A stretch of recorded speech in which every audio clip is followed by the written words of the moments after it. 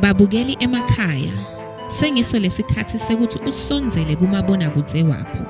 Uvule inhlitiyo, umprofeti waNkulunkulu asatawukhuleka aphindze akukhulekele. Grace at Work. Good morning, Mbukeli ekhaya, and win today. Thank you for tuning in. Ngibonga ukukhanza uvukile. Angathi uthi kwentekani empilweni yakho. Ngenteka ukuthi ulandzela lesifundo lesicalile dealing with this kind. Ngenteka ukuthi uphatheke kabi emoyeni bakukhuphe emsebentini noma ukhuphe ngumyeni wakho noma ngumkakho noma invoice ayikabuyi. Noma kunento lebhuthise kabi uhlaselekile. uNkulunkulu ungithumele kuwe that I can be your prayer partner. So let's sikhuluma about dealing with this kind. Asifundze verse lethu. Mark 9 verse 29. And he said unto me, this kind can come forth by nothing but by prayer and fasting. Itolo besibuka ukuthi kwendekani nakakudlisa kudla emadimoni. Kwesibili sabuka ukuthi kwendekani nakalala nawe.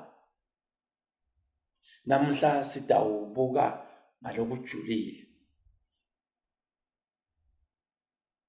Uthi kwendekani kuwe, what attracts them.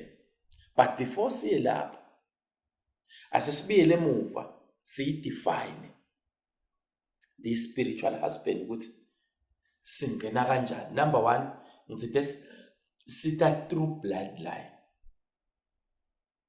Number 2, sita through soul tie. Number 3, siyakhiwa. Sita njani through bloodline? Siqhamuka emakhaya lanetisekelo letihlukene.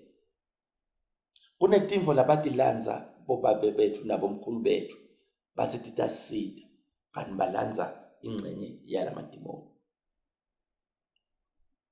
Lenvo iyakulandzelela ilakhaya. Kungako ngivame ukutshela iyouth ukuthi before ushade hamba uyobuka lelikhaya lotalishada. Nangabe ufuna ukuthatha umfati khona, hamba ubuka lo maketala ukuthi tiphatha njani because utawushada yena.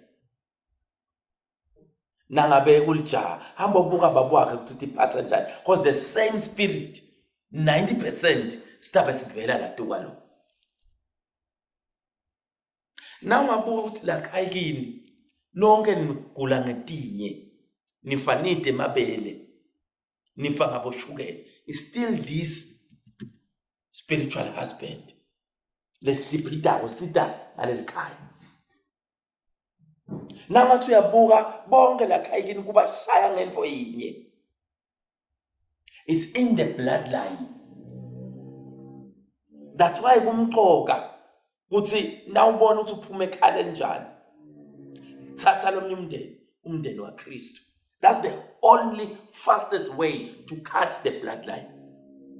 Become the family of Abraham, the family of God. Number 2, kuta through soul ties. Wonke umuntu loke walala naye, uma ungakamkhiphi la mtimbeni wakho, uyaphila. Nawulele na 50 webantu, ngicansi bantwana balele nyalo kusebusuku. Bantu ababili abalele, ba-exchanger ema spirits and ba-exchanger ema fluids. Lama fluids lakhishwako ahlala lamkanjeni. Baphila la kuwe. Kungako kunebantu lokukhuni kuhlukana nabo. Lo mfana uyakudlala, lendoda iyakudlala, seyiqhubeke lembili yashaka, but kulukhuni ukuthi nizabule ukuthi ungasalali naye. Ngithi iphila lamkanjeni. There are people who can't climax because they need to reach in a certain frequency of someone who's living in them. Lo mshado wakho uthi awuphili, uthi inkinga yakho unema soul ties lamanenge, ubuyakhashana. Kungakho la sonto before abantu bashade sibamikisa ku deliverance yema soul ties. Nema soul ties ahlukene kayi-2 kayi-3 bantu lolele nabo. Ma soul ties emsebenzi. Ma soul ties ebangani. Basubuke lo mngani wakho lonayo.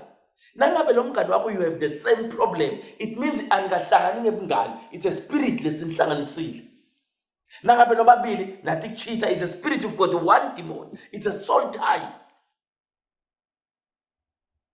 Labanye bane soul tie ngemsebenzi. Gcina sowuthanda umsebenzi kunekuthanza ekhaya. Mbukele ekhaya. Uyamangala ukuthi why awukhona ukuba ne steady relationship. Lo mfu lomganako ulight kakhulu espiritini kanti wena udanele ucaba lebantu. Labalala ngetihlati, labanatha imithi, bonke baphila la khathi kuwe. And lento le ikwendela tithundi nemashwa lamnyama. That's why kumqoka ukuthi udenounce, separate na these spiritual wicked spirits. Ngicabanga nasicetha la ndakulida ukuthi udenounce abantu aba-exista la kuwe.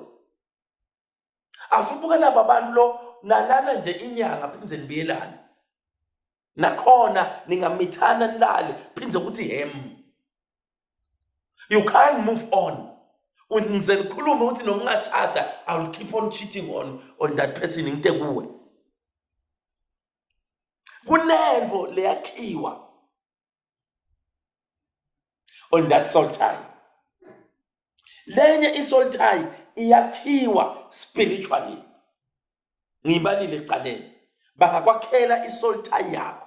More especially langabe ukhuliswa stepmother noma abantu bakwenyani bangakwakhela isoul tie umlophila naye. But akabonge Jesu. Today you are separated in the name of Jesus. Today you are separated in the name of Jesus. Kunabantu labaphila empilweni yakho uyafihla kuhlukana nabo uthi lo munye wangidlisa akangidlisanga. It's because it's a soul tie. Be separated in the name of Jesus. Be separated in the name of Jesus. Be separated in the name of Jesus.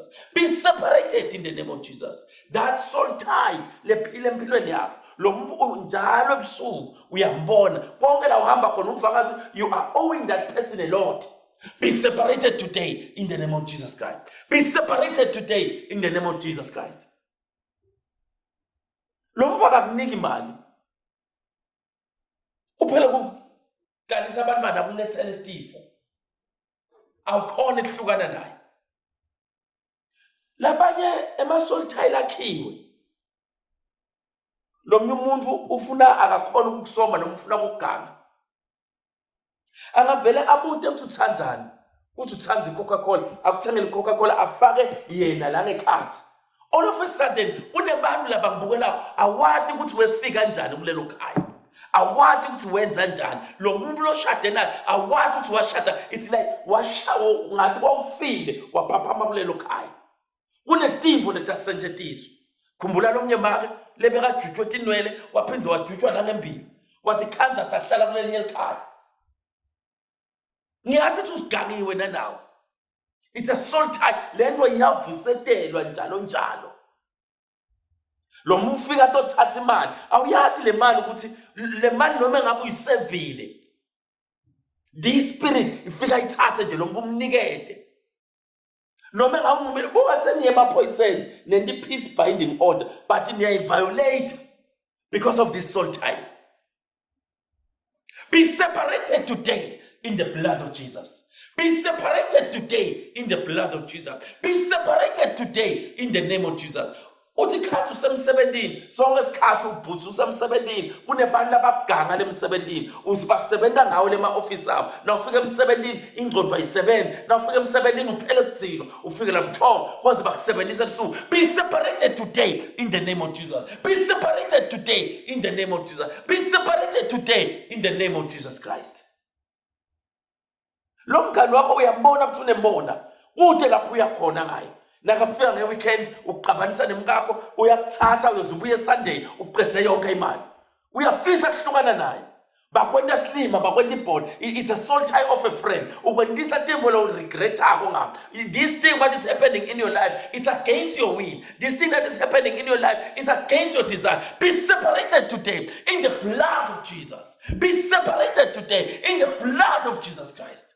Thank you, Father, that she's free, she's separated in Jesus' name. Amen and amen. Viewers at home, congratulations. Good morning and win today. You are having a victorious living today in Jesus' name. Remember to call us, to visit us at church, also to share your testimony. Call the numbers that you see on your screen in Jesus' name. Amen. Ngakuthi uhlanganyele kunye nathi. Siyati ukuthi impilo yakho soyithinzile uNkulunkulu. Hlanganyela nemprofeti kusukela ngalesibili kuya kumgcibelo nga12 kuya ku12:15 ekhathi nebusuku. Grace at Work. Fellowship with us every Sunday at Grace Center, Spofaneni Kamkoki at 10 a.m. Tuesdays, we have a healing, prophecy and deliverance service which starts at 12 p.m. to 2 p.m. On Wednesdays, we are at Spofaneni Kamkoki from 11 a.m. On Thursdays, we are at Grace Center, Nhlangano, opposite Build It, next to Puma Filling Station. Starts at 6 p.m. Grace at Work.